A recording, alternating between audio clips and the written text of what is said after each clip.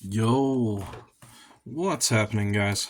So today's topic, it's gonna be your favorite topic.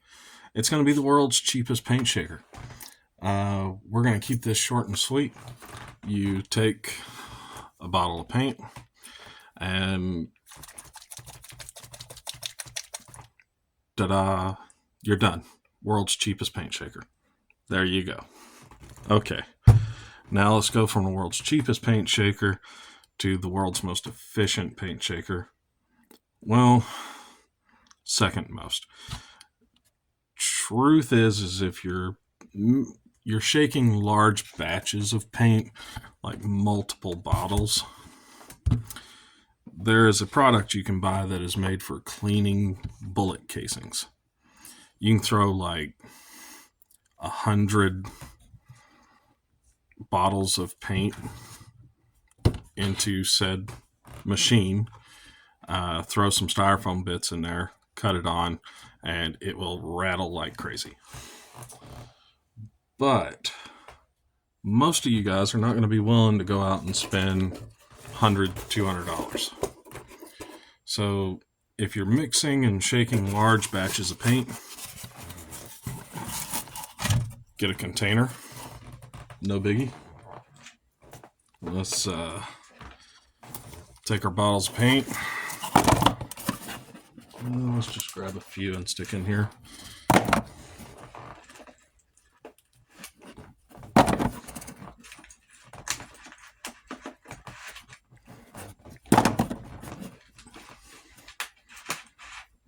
And this is just an old cardstock box.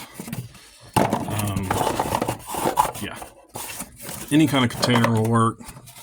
Put you a bunch of paint in there. Leave the container about half empty. You can go to Dollar Tree, whatever. I'm using a cardboard box that's used for holding cards. Look, it doesn't get easier than this, guys.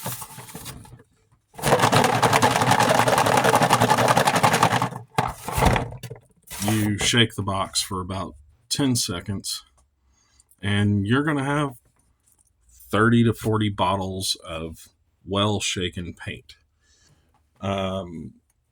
Something you can do to improve your paint shaking is obviously agitator balls. I use little stainless steel nuts from Home Depot. They're 1/8 machine thread stainless steel nuts. And looking around, I actually don't have any on me at this very moment, I don't think. I'll need to go buy some. They come in a pack of 250 for about $3. But, like I said, you put some agitator balls in your paint pots, throw your paint pots in a box, shake for 10-30 seconds, and you have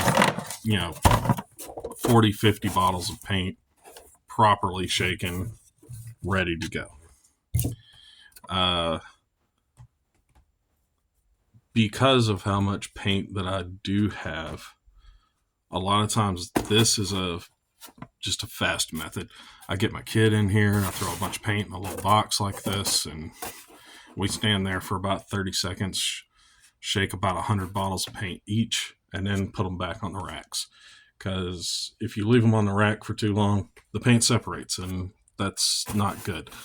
Especially the Citadel paints, they will start getting chunky, they'll separate.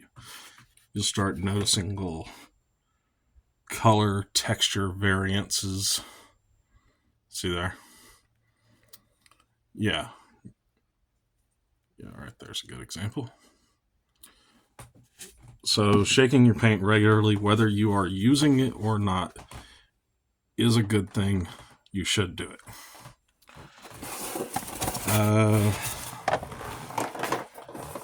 Also, another thing you guys should look into is getting some little fidget poppers.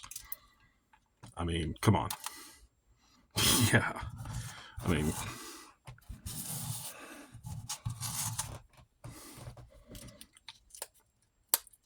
why not?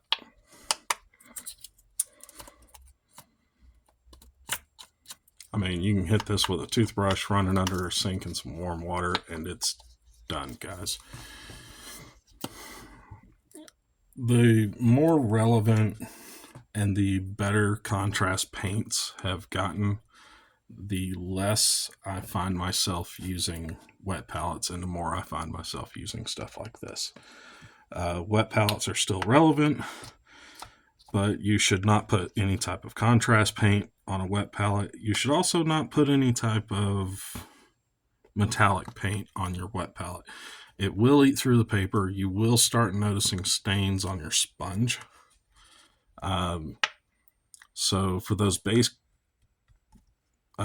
contrast paints, your metallics, use stuff like this, or go get you some of these. I still use these, obviously, and they're pretty easy to clean for the most part too. I'll get about 10 or 20 of these dirtied up. I stick them in a bucket of LA Awesome and I call it a day. But obviously the little popper method works pretty darn good, guys. I mean, I just can't complain with it. I rinse this off in some hot water and it's good to go. I could sit here and fidget at it, and if I pick at it a little bit, all the stuff will flake out of it. Yeah, it's actually making a mess. I hope you guys have a wonderful start to your Monday. I know this was kind of a stupid video, but I'm surprised how few people actually take the time to shake their paints. Shake your paints. Do it regularly. You'll have a better painting experience. Have a wonderful Monday. Have a wonderful week. Hopefully see you back soon. Here in the near future, going to be doing this guy.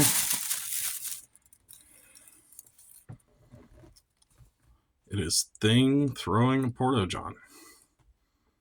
Obviously, this is a second-hand 3D print model that somebody thought that they primed and zenithal highlighted.